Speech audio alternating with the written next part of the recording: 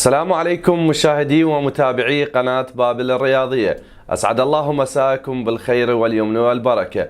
أهلا وسهلا بكم أحبة المشاهدين في أولى حلقات برنامجنا نجوم بابل. قبل الترحيب بضيف الكريم لابد لنا من أن نتقدم بالشكر الجزيل والامتنان للراعي الرسمي لهذا البرنامج الكابتن صباح البشير للتجهيزات الرياضية. حل ضيف شرف اليوم علينا من مركز الحلة الكابتن الكبير حيدر هنون. كابتن حيدر، باسم إدارة قناة بابل الرياضية نتقدم أولا لك بالشكر الجزيل والامتنان لتلبية الدعوة، وثانيا نبارك لكم حصد كأس بطولة العراق لمنتخب الرواد. أهلا وسهلا بك وشرفنا حضورك الجميل. الله يسلمك أستاذ علي، أهلا وسهلا بكم وتشرفت أنا بهذه الدعوة المباركة. إن الشرف والله حقيقة والله، يعني متفضلين أنه تبحثون على هاي الشريحة الرائدة، أنه تقدموهم للإعلام للأضواء. حقيقة هاي الشريحة مغمورة، فأنا جدا أتشكر منك وأتشكر من الراعي الرسمي أخونا العزيز أبو التجهيزات. إن شاء الله يعني للأفضل منا وهيك. يعني حقيقة والله هذا برنامج يسعدنا، لأنه يجيب لنا الرياضة، يطلع لنا على حقيقتها، على معرفتها للناس، لأن الناس تدري أكثر الناس مشغولة بأعمالها وهذا. فهذا البرنامج والله حقيقة برنامج مشرف وممتع. الله يسلمك. موفقين إن شاء الله، موفقين إن شاء الله. كابتن، البدايات راح تكون حول السيرة الذاتية للكابتن حيدر هنون. الأستاذ علي، حالنا حال اللاعبين العراقيين أو اللاعبين العالميين من الفرق الشعبية بدينا. احنا ما نختلف عن أي لاعب. بداية اللاعب اللي العالمي والمحلي والدولي من الفرق الشعبية، أي انطلاقة لاعب من يتدرج من الفرق الشعبية للناشئة من هاي الأبواب. فالحمد لله بدينا بهذا التدريج من الفرق الشعبية. فريق الصاعقة اللي كان بالحلة يعني فريق حقيقة فريق إلى صيته، ولا يزال طبعا، ولا يزال يعني سمعته طيبة جدا بين الفرق. بدينا بهذا الفريق الشعبي من الجهد المادي اللي الشخصي من اللاعبين. يعني كنا بوقتها الدرهم، إذا بذاك الزمن الدرهم والأبو 100 فليس، وهذا نجمع احنا ونسوي في سبيل توفرون احتياجات الفريق. أكيد.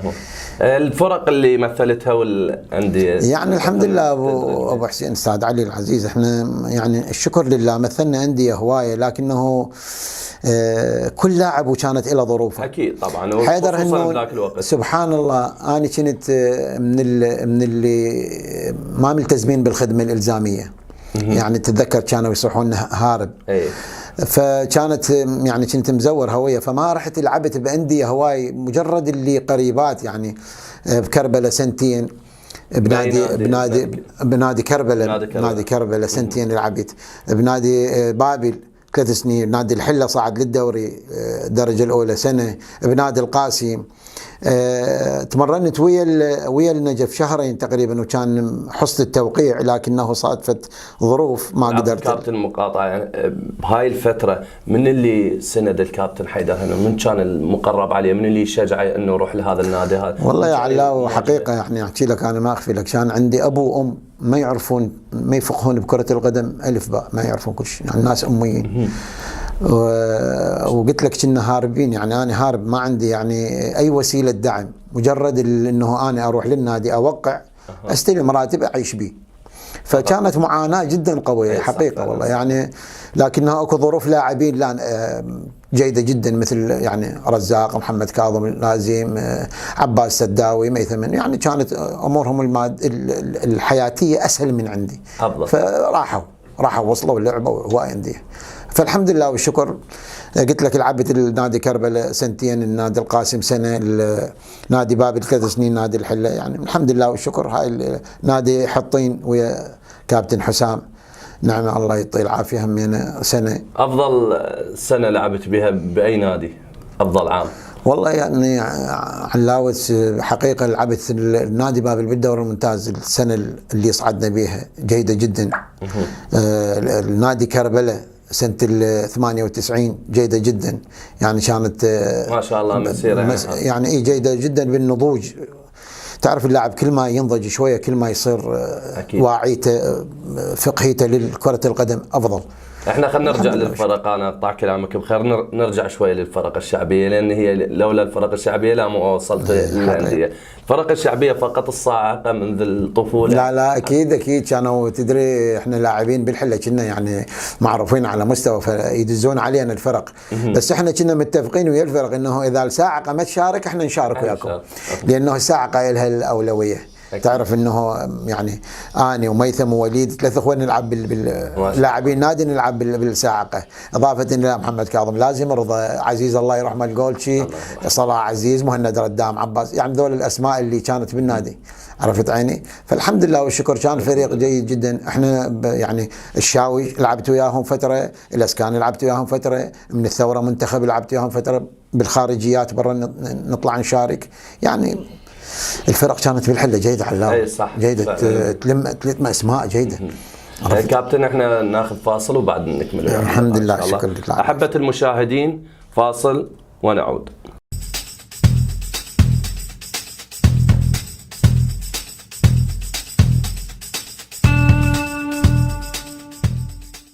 هذا البرنامج برعاية تجهيزات صباح البشير الرياضية. تتوفر كافة المستلزمات الرياضية للفرق الشعبية لكرة القدم وكرة الطائرة وكرة السلة وقاعات الجيم. كما تتوفر لدينا كافة أنواع جوائز البطولات المفتوحة والمغلقة وكؤوس البطولة والكؤوس الفردية، وكذلك درع الفائز الأول والثاني والدروع الفردية. مستعدون لتجهيز الأندية والفرق الشعبية والمؤسسات الرياضية والمدارس الكروية بدريس وشورت وأحذية تارتان درجة أولى. كما تتوفر لدينا كرة قدم للملاعب المفتوحة والمغلقة وكرة الطائرة. تتوفر لدينا جميع قمصان الأندية العالمية والعربية والعراقية على العنوان الآتي: المسيب، شارع الحسينية، وعلى رقم الهاتف 077 19 59 26 08.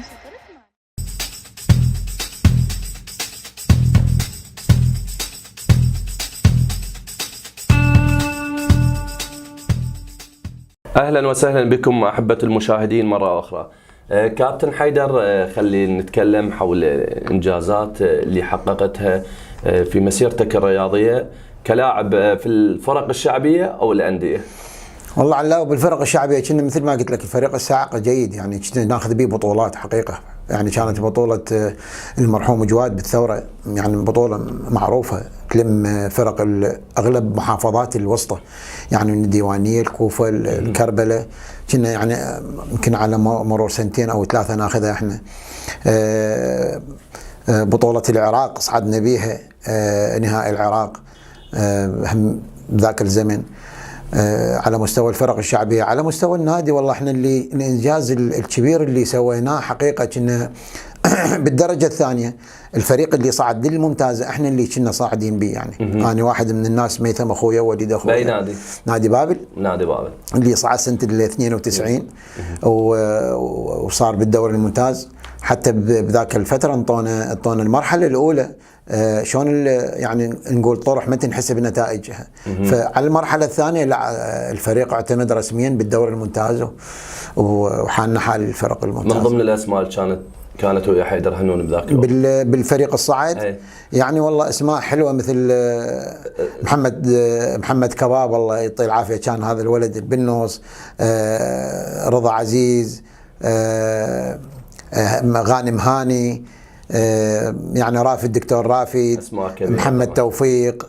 يعني هاي الاسماء الحلوه والله العظيم تحيه حب وتقدير واحترام لكل اللي من هاي قناتكم المباركه نحييهم، لان ذولا حقيقه كانوا مسوين فد نكهه طيبه بكره القدم.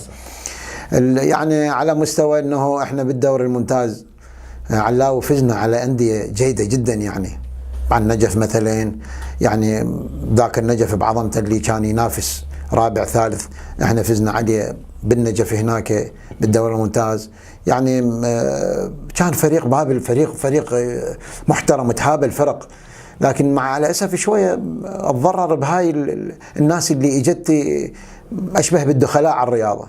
لحد الان يلا اجانا الشيخ المحافظ الله يعطيه العافيه، يعني هسه يلا شويه تنفست الحله رياضيا فعلا بوجود هالشخصيه المحترمه. ليش؟ لان رياضي محب، اصلا رياضي. يعني تدري بعد انت من تجيب رياضي بمكان محب للرياضه اكيد راح يصير فد انتاج صح. اكيد طبعا. فيعني اسال الله انه يمد بعمره بالعافيه ويعين هاي الناس اللي الرياضيه اللي الانديه تعبت، الانديه اللي انغمرت. اول شيء الاهم كابتن انه مو فقط هو مهتم في كرة القدم، لا شوف جميع الالعاب صح يعني صح. الرياضه بصوره عامه صار الرياضه بصوره عامه يحسب له طبعا. من نحكي لكره القدم، لان كره القدم حقيقه هي مو وحدها رياضه صح. السباحه والساحه والميدان والمصارعه وهواي امور هواي. فعلى كل احنا ان شاء الله يعني بوجوده بلكي الله انه تتطور رياضه بابل ان شاء الله. ان شاء الله. كابتن هنالك 5 اسماء، طبعا راح اذكر لك واريد راي في كل واحد منهم. اكيد. اولا الكابتن كاظم مطشر. الله، كاظم مطشر حقيقه اللي يجي سوى نقله ببابل، يعني نقله نوعيه برياضه بابل، لانه اجى باسلوب ما مر علينا. فلحد الان يذكر بلاعبين بابل. اي لاعب بابل يسأله شنو نوع يعني نوعيه كاظم مطشر او شنو رايك بكاظم مطشر، فيمدح به. اي حقيقه هو بعد لاعب منتخب وطني أكيد. انسان محترم. الكابتن كريم علي هنون. كريم علي هنون كنت اروح وياه اشيل جنطته انا صغير 7-8 سنين، فكان عندي النموذج الراقي بالرياضه، اخلاق، خلق، مستوى راقي بالرياضه. واني لحد الان كرياضي هو سمعته جيده جدا، يعني ابو ضحى حلو. ورغم هسه انا يعني هو اخوي الكبير، لكنه يشهد الله مو مجامله، انسان حلو راقي، يعني فشي محترم. الكابتن هادي الجنابي. هادي الجنابي لاعب ابو حسن، يعني دربني بمنتخب الحله هستوني 18-19 سنه. دربني ببابل، يعني فشي بسيط لكنه هو عقل تدريبي لاعب. اضاف الكثير له. اضاف الكثير، لا طبعا اكيد. ذولا علاوه ذولا شخصيات من تجي دربك تستفاد اكيد، تستفاد منها، لانه انت بديت من الالف للباء، من توصل للحاء والجيم لازم عندك انت خلفيه ثقافيه قويه بكره القدم. ذولا زرعوا لك اياها. تحياتنا له. طبعا الكابتن حسام نعمه. حسام نعمه الاخ والصديق والمحب، دربني بنادي حطين بالدوري الدرجه الثانيه اتذكر. يعني انسان محترم وراقي وخلوق ومدرب لطيف، يعني لطيف استاذ حسام، تحياتي له. الكابتن غانم عريبي. غانم عريبي الاخ والصديق، دربني بكربلاء موسم كامل، حبيبي جدا اعزه. وهسه من يشوفني انا باللقاء وياه، اي لقاء يشوفني يصيح لي ابني، يشوف ابني. استاذ غانم دافي حلو، انسان محترم، تحياتي له. طبعا تحيه حب وتقدير واحترام الى كل الاسماء التي ذكرت. كابتن حيدر، خلينا نعيد بيك الذاكره شويه. مباراه عالقه في ذاكره الكابتن حيدر هنون، اريدك تذكر لي بكل تفاصيلها، خلي شوي نمتع الساده المشاهدين بها. والله لا، هي مو واحده واثنين، لكنه عالقه يعني لها طعم مميز. اكيد انا المباراه اللي ظلت ببالي المباراه الاخيره اللي تاهلنا بها للدوري الممتاز. كانت مباراتنا ضد الفلوجه، نفوز نتعادل احنا نتاهل. من بوقتها يدرب عليه؟ كان مدربنا خالد عليوي، الله يعطيه العافيه، ندعي له يعني بالشفاء العاجل، لانه هو صحه وعافيه ان شاء الله. حقيقه ذيك مباراه يعني لازم نفوز او نتعادل حتى نتاهل، يعني نتاهل احنا هسه نتاهل نتصدر الدوري الدرجه الثانيه. ليش؟ لان كان اللي يصدر الدرجه الثانيه قبل الممتاز، واخر اثنين ينزلون. ما كانت هاي الصعوبات هسه اللي الموجوده، كانت يعني بسهوله. فحقيقه يعني ذيك يعني اقتلنا ارواحنا مثل ما نقول بها صح.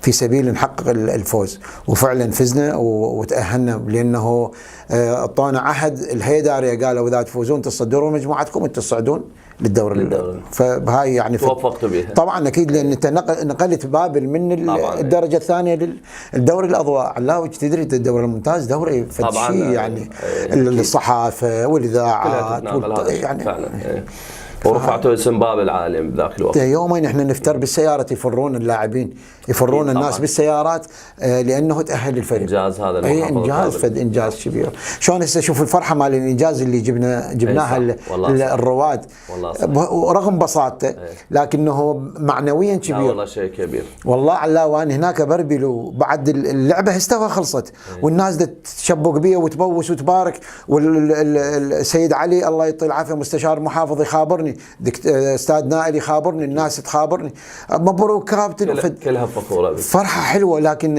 انا باعتقادي انه يمكن يقولون الكلمه الطيبه صدقه. البساطه الكلمه ايش قدها هي يعني الكلمه مثلا شلونك صارت صدقه فعلا. هاي الكلمه البسيطه رغم بساطه هذا الكاس لكنه صار اشبه بالصدقه للعالم، فرحتها اسعدتها، خليت انجاز يذكر، يحسب لك والله، يذكر تاريخ بابل. احنا راح نتكلم بخصوص هذا الموضوع. الله يسلمك، العفو اسف. لا الوقت لك كابتن. حبة المشاهدين فاصل ونعود.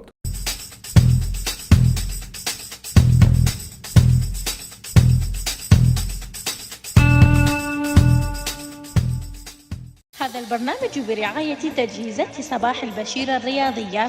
تتوفر كافة المستلزمات الرياضية للفرق الشعبية لكرة القدم وكرة الطائرة وكرة السلة وقاعات الجيم. كما تتوفر لدينا كافة أنواع جوائز البطولات المفتوحة والمغلقة وكؤوس البطولة والكؤوس الفردية، وكذلك درع الفائز الأول والثاني والدروع الفردية. مستعدون لتجهيز الأندية والفرق الشعبية والمؤسسات الرياضية والمدارس الكروية بدريس وشورت وأحذية تارتان درجة أولى. كما تتوفر لدينا كرة قدم للملاعب المفتوحة والمغلقة وكرة الطائرة. تتوفر لدينا جميع قمصان الأندية العالمية والعربية والعراقية على العنوان الآتي: المسيب، شارع الحسينية، وعلى رقم الهاتف 077 19 59 26 08.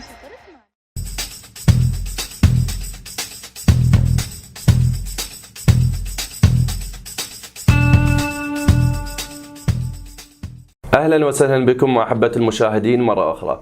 كابتن حيدر، راح اتكلم وياك حول الحدث الاكبر. بابل الجماهير الرياضية يعني بالخصوص متعطشة لهاي الفرحة من زمان، احنا ما فرحانين. انت قدرت تحقق شيء كبير الى بابل، هو حصد كأس بطولة العراق لمنتخب الرواد. والله على وفضل الله وتوفيقه حقيقة. اكيد لانه طبعا انت مال بربي البطولة واربع فرق اكراد تجيبها من عندهم وتجي صعب كلش، يعني صعبة جدا. صح.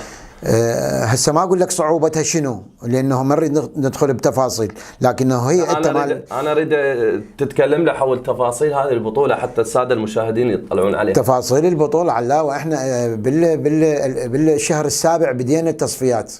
لعبنا كانوا النجف مجموعتنا وكربلاء والسماوه واحنا 4 فرق. صدرنا عن الفرات الاوسط، اغلبنا هاي الفرق. صدرنا عن الفرات الاوسط، احنا ورانا الديوانيه. اصعدنا 2 من الجنوبيه، 2 شماليه، 2 غربيه 2. فقرروا التصفيات بربيل. روحة اربيل روحه مو سهله يعني، اكيد مكلفه. لاعبين اغلبيتهم يعني على راتبه البسيط، ما عنده شغل، هو موظف، اصحاب التزامات، سلف، عندهم هواي امور يعني. ويجي راس الشهر شويه صعبه عليه، صعبه عليه من يروح تكلفه اربيل. وهي المعيشه صعبه كابتن، حتى العده راتب اليوم هو ما يكفي. طلعنا من رمضان وعيد ومدارس، فتشوف يعني هي هاي يعني هاي واقع الحال، انه العوائل هاي بهاي الايام بهاي مواضيع تصرف. أيوة صح. فانت من تريد تاخذه شلون تاخذه؟ غير تاخذه تامن له كل هاي اكيد طبعا لازم له حتى يحقق لك شيء. دقينا البوبو هواي والله على حقيقه ما حد استجاب لنا، لكنه نواب اي والله بس بدون ذكر اسماء. لا اكثرهم. بعد احنا وين نروح على اليمن مثلا. احنا رحنا على النواب ما استجابوا لنا، رحنا على السيد المحافظ الشيخ الله يعطيه العافيه، وسعانا علي عبيس الله يعطيه العافيه السيد، وسعانا مستشار المحافظ اي والله تحياتنا لهم، وسعانا كابتن رزاق فرحان، سعونا بهذا الامر. وصلتنا 2.5 مليون، شالت تقريبا نص السفره. ذيك الساعه من رحنا شويه اشبه باللي مرتاحين نفسينا يعني. انت تدري انت رايح لعبات علي طبعا. انا تدري انا حتى عندي له مكان قاطع مسافه عندي مشاكل يعني عندي يعني مساله كبيره بالبيت، وابو عبد الله يعرفها يعني، الناس اغلب اللاعبين يعرفوها، ما سولفت بيها يشهد الله ما سولفت بيها. اخذتها وياي الاربيل وما حكيت، ومشيت الامور ومشيت اللعبات ومشيت الوضعيه كلها في سبيل حتى انجاح هذا الامر. أكيد. احنا رايحين نريد ناخذ تحقق فد شيء الباب، يشهد الله على الله، واحنا رايحين نريد ناخذ بطوله. صح. هيك كانت نيتنا، وحتى اللاعبين كلهم من طبينا بقوه. اغلبنا اول لعبه الافتتاحيه احنا والناصريه غربناهم 4، فريق العام كان ماخذ الاول هو. صح. عرفت عيني؟ اغلبناهم 4، اجونا اربيل قاعهم حكامهم مسؤوليهم، الناس اللي قاعده جمهور بهم تقريبا كم بال50 60 وكانت مباراتكم يوم بعد يوم، هي هاي يوم ثاني هذا تدري بعد ايش قد هذا الجهد. وهم احنا اسمنا رواد. عرفت عيني؟ وفزنا، كنا احنا الاحسن تقريبا 60 الى 70% احسن من الفريق اربيل، لكنه تعرف ضغط الحكام وضغط هذا كله عشنا. يشهد الله انا واقف ويا ابو عبد الله، قلت له ابو عبد الله شنو هاي لعبه لو معركه من قوتها. هي قويه جدا لعبه اربيل، وانتزعنا الفوز بكل صلابه قوه. ليش؟ لانه فريق راح يريد يفوز، فريق راح يريد يحقق شيء الباب بالضبط. وفريق علي فريق مدعوم. فريق صح. مدعوم. اكو ناس تنتظر، عنده ظهر مسنود. اكو ناس على قولتك يعني استاذ نائل من طلع لنا فد شيء وسوينا به، مثلا اخذنا برموده للفريق نزلناهم بهيبه وحلوه. تحياتنا للكبير الحكم طبعا الاتحاد، الاستاذ هو مدير شباب ورياضه بابل الاستاذ نائل، طبعا جهوده مباركه. جهوده اي والله مباركه جدا والله حقيقه. عرفت عيني؟ فزنا على اربيل. ثاني يوم عندنا لعبه ويا من؟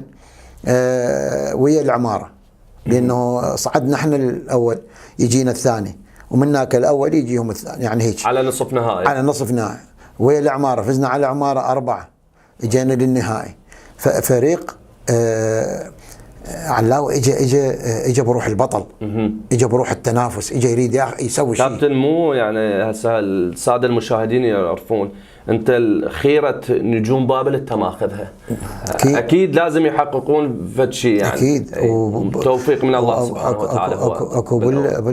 اكو بالمساله علاوي توفيق. اكيد التوفيق اجى ما اجى هيك اعتباط، لا اكيد من تعب بجهود يحسب لك صبر صبرنا. انت لا عسبالك احنا من نرجع للفندق نرجع بهاي لايف وتدليك لا نرجع اكو ازعاج، اكو مشكله، اكو بفضل الله واكو كم عاقل وياي حليناه وبردناه. ثاني يوم نروح للعبه وكانه كل شيء ماكو ومشيناها. تعرف انت اغلبيتهم اباء، نص بيهم اجداد، من مفارق اهله 7 ايام 6 ايام، هذا شويه صار عنده هاي المساله يصلحوا لها شلون يعني اشتياقيه يعني تقريبا يتعكر مزاجه فهذا شلون تحافظ عليه وتطببه للنهائي. صح.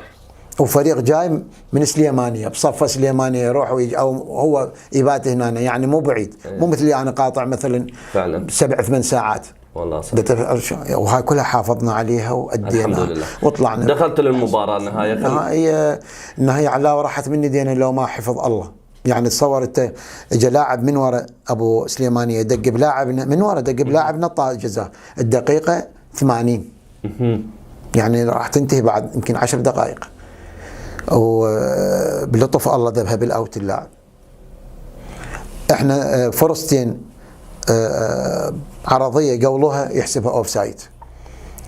حاولوا جهد الامكان تنوخذ هاي البطوله السليمانيه. اول فريق شمالي لكن بفضل الله وبصبر دول اللاعبين وفكرنا البسيط اللي قدرنا نوظف هاي الاسماء توظيفه حلوه، طلعنا بالنتيجه الجيده وانتهت اللعبه. تدري ايش قد انتهت الجزاء؟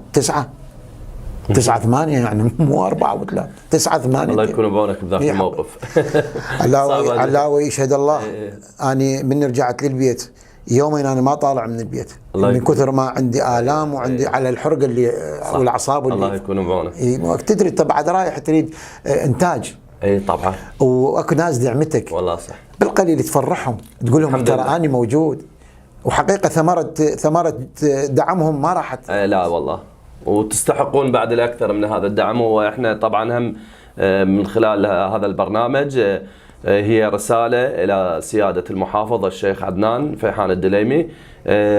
يعني جناب المحافظ، انت شخص رياضي محب للرياضه، مو فقط هي كره القدم، لا جميع المجالات، ولكن هذا النادي وهذا المنتخب يستحق الدعم، لان بابل من زمان ما يعني اكو شخص مفرحه هاي الفرحه، قدموا شيء ورفعوا اسم بابل مو فقط يعني على مستوى العراق يعني. فتحيه حب وتقدير واحترام الى هذا المنتخب، ومره اخرى نقول لك الف مبروك شكرا لك وبكل جداره واستحقاق. يعني طبعا كادر قناه بابل كان مواكب وياكم الاحداث. هي حقيقه والله كل المباريات اللي جريتوها بتفاصيلها هي نشرت على قناه بابل، ويمكن انت كنت تشاهدها يعني. صح. فنقول لكم الف مبروك وتستاهلون. الله يبارك بعمرك استاذ علي، واحنا يعني نتشكر منك على هذا. الله يعزك. كابتن، يعني بما ان تطرقنا للسيد المحافظ، ما هي وجهة نظرك في الدعم اللي قاعد يقدمه، مو فقط قلنا لكرة قدم، لا جميع الأنشطة؟ شنو رأيك بهذا الشيء؟ والله علاوي حقيقة يعني اللي الطفرة النوعية نسميها ببابل. بالضبط. واحنا اللي نلمسه انه اكو حركة رياضية نشطة صارت بهذا الشخص المحترم اللي اجى. ليش؟ لانه مثل ما قلت لك بالبداية رياضي. يعني انا من اجيب لاعب كرة قدم اوقفه مدرب كرة قدم تنجح كرة القدم، بس من اجيب تاريخه مو كرة قدم اوقفه شو يسوي؟ عليه فاقد الشيء لا يعطي. هذا انسان رياضي، انسان محب، انسان يعني حتى من جاب مستشارين رياضيين، جاب مستشارين رياضيين اصل وفصل على قولتهم. يعني رئيس العفو عضو بلجنة المسابقات جابه خلاه مستشار. وكابتن رزاق فرحان. يعني شو تريد بعد من هيك رياضي محب يجيب هيك شخصيات؟ يعني لابد ما يصير انتاج صحيح. مناسب في المكان مناسب. لابد ما يصير انتاج صحيح. ودا نشوفه راح ركضوا ويا القاسم يريد يوقفهم على حيلهم، راح ركضوا ويا الاندين. وحقيقه والله والرواد السله يعني الرجل دا يسعى. بس انا شو اتمنى من الرياضيين البابليين يحتضنوه. شلون يحتضنوه؟ بالقليل يعني لا ينكلون. يعني هسه انا ما اقول لك روح اركض وراه وسوي، لا، بس لا تنكل بيه. ليش؟ لانه اقول حرامات مثل هيك الشخصيه اذا خسرناه بعد ما اعتقد يجينا. والله صح. فانا ايش اقول حتى نستفاد منه، نستغله رياضيا هيك يعني بهذا نستغله رياضيا المصطلح. عرفت عيني؟ نستغله رياضيا. ليش؟ لانه هو اني اليوم اوقف بمنصب اقول لك تعال قول لي ايش عندك، هو دا يقول لك تعال قول لي ايش عندك، اطرح فكرتك علي وانا وياك. بعد انت شو تريد منه؟ لا تظل تحكي وراه ولا تظل تشنع بيه ولا تظل تسطرون هذا الكلام اللي مو لائق. انت رياضي، اكو انسان رياضي، تعال اشتغل وياه وقدم الرياضه للحله، وقدم ما يفيد الرياضه اللي بالحله. والله صح. سواء انت او غيرك، الرياضه تمشي غصبا عليكم، لكن متى ما لقيت رجل يدعمك ويوقفك، اذا ما لقيت شلون تمشي؟ وفعلا هاي الرياضه اللي بالحله صار لها سنين لانه ما لقينا داعم، الرياضه تعبت بالحله. دثرت. كابتن حيدر، طبعا الحديث كان معك شيق. الله يسلمك. كانت امنيتي ان التقي بهيك شخصيه رياضيه، الصراحه احكي لك اياها، تحققت هاي الامنيه. مسك الختام كلمه للكابتن حيدر هنو وانت حر فيه. ان الشرف والله على حقيقه ان الشرف نلتقي بيكم يعني، خاصه بحضرتك والله. الله يسلمك. انسان محب مخلص ساعي لنشر واقع الحال الرياضي بالحله. حقيقه اتمنى لكم كل الموفقيه. يشهد الله اني اتمنى انه يصير عندكم مكتب مكتب ضخم يليق بكم. ليش؟ لأنه حتى تعرف أنه الإبداع يراد له دعم. أكيد. فإذا أكو دعم، أكو فد مواصلة بالعمل من ناس مسؤولة تيجي تدعمكم وتوقفكم على حيلكم، راح تبدعون أكثر. أكيد. راح يصير إنتاجكم أرقى. فإن شاء الله أدعو من الله أنه يوفقكم لهذا الأمر، الله يسلم. ويوفق المسؤولين أنه شوية يديرون عينهم عليكم حتى يوقفوكم على حيلكم. قناة محترمة، متابعة، محبة، من مجهودكم البسيط اللي تقدرون عليه، لكن موقفين فشي ومسوين فشي. أسأل الله الموفقية لكم. الله يسلمك كابتن. أحبة المشاهدين، إلى هنا وصلنا إلى نهاية حلقتنا لهذا اليوم. طبعا باسم إدارة قناة بابل الرياضية وجميع العاملين بها نتقدم بالشكر الجزيل والامتنان مرة أخرى إلى الكابتن حيدر هنول للتعنيه عن السفر، وشرفنا حضورك الجميل مرة أخرى. أحبة المشاهدين، انتظرونا في حلقات قادمة إن شاء الله، ومع نجم آخر من بابل الحبيبة.